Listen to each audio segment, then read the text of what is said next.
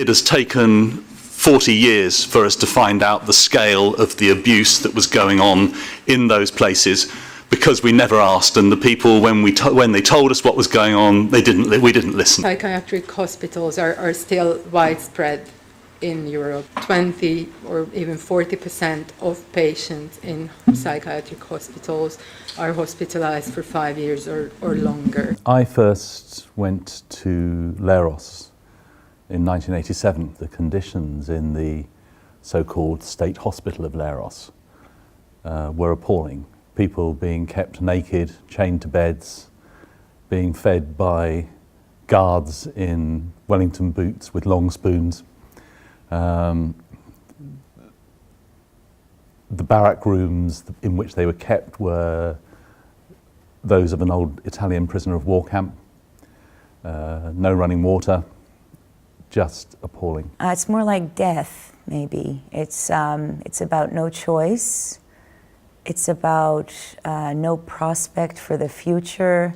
It's about not having any decision-making power about basic personal things like what you're going to eat, what you're going to wear, what time you're going to get up, who you'd like to live with and who you wouldn't like to live with. This is against human rights. You may not be closed up in institutions out of your illness or your disability, which is the case for people with mental health. So it's a real fundamental right to live in the community. It's very helpful to have the data because we need to have the evidence about what's going on and what's not going on. Without any evidence, it's hard to make credible arguments. I would also like to thank Mental Health Europe for presenting this substantive, informative and useful report. Many people with mental health problems live in social care institutions.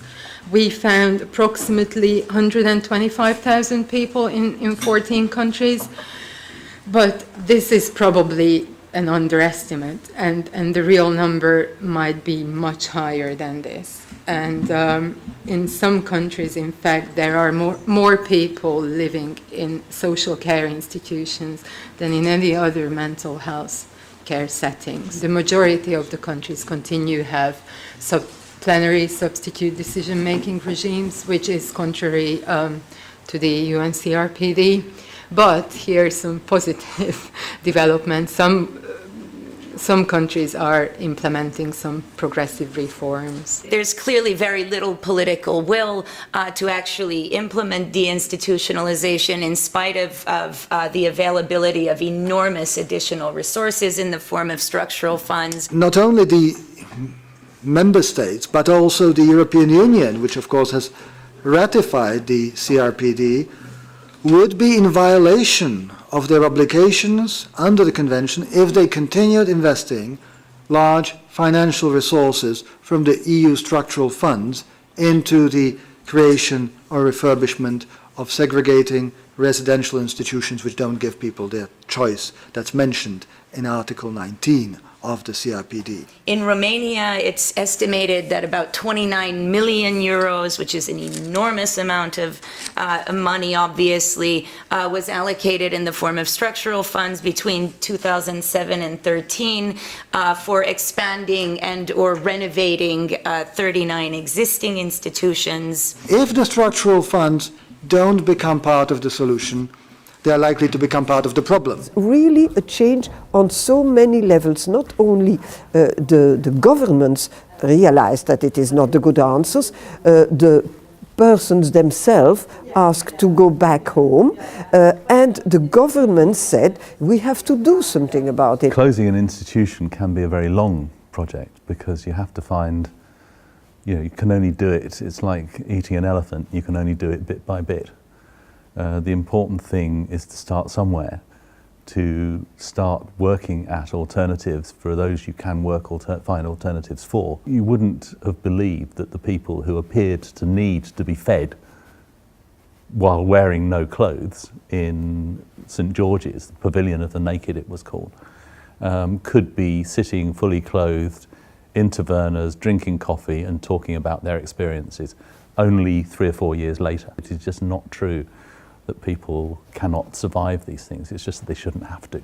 Always with the psychosis, I ended up like, I think, 5 times in the clinic, and there's simply no place to calm down, because you're there.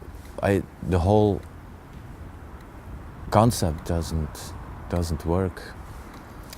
It's for me it created the psychosis and the feeling of being more locked in. After 20 years of searching help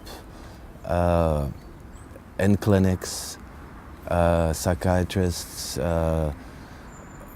I ended up here, and it was the first time for me that actually it worked, because there was no regime or strict.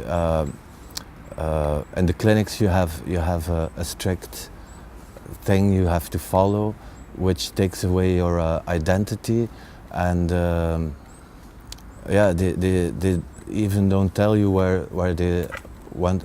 What's the plan? So that was nice. When I ended up here, the first thing was like, yes, but who are you? What are you good in? Because we want to work with who you are, and it's not just following the program. The program is you. It's always a different story for every human being, but at the end, every human being has the same basic needs, and that's warmth and care.